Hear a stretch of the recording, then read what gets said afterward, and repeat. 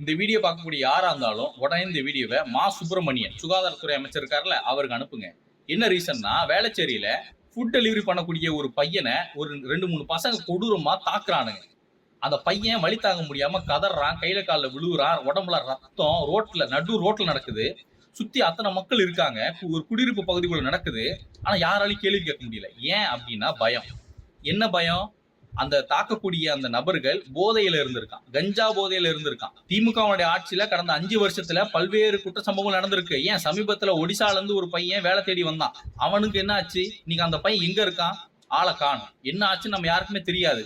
அதுக்குள்ளேயும் தமிழ்நாட்டினுடைய தலைநகர பகுதியில இப்பேற்பட்ட ஒரு சம்பவம் நடந்திருக்கு. திமுக சம்பந்தப்பட்ட நபர்கள், ஜாபர் சாதிக் போன்ற நபர்கள் இங்க பல ஆயிரம் கோடிக்கு போதைப் பொருளை கடத்திருக்கானுங்க. இன்னைக்கு போதைப் பொருட்களை டிஸ்ட்ரிபியூட் பண்றான். காவல்துறை என்ன பண்ணுதுன்னு நமக்கு தெரியல. இந்த அரசாங்கம் என்ன பண்ணுதுன்னு நமக்கு தெரியல.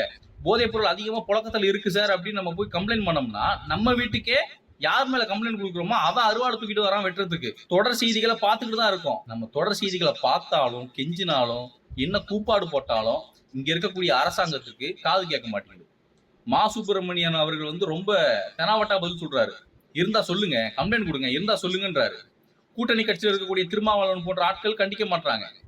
இங்க இது மாதிரி சம்பவமே இல்லைன்றாங்க. இது எப்பேற்பட்ட ஒரு நாசகார செயல் தெரியுமா? தமிழக மக்கள் நீங்க தான் புரிஞ்சுக்கணும். தயவு செஞ்சு புரிஞ்சுக்கோங்க. ஆட்சி மாற்றம் தேவை.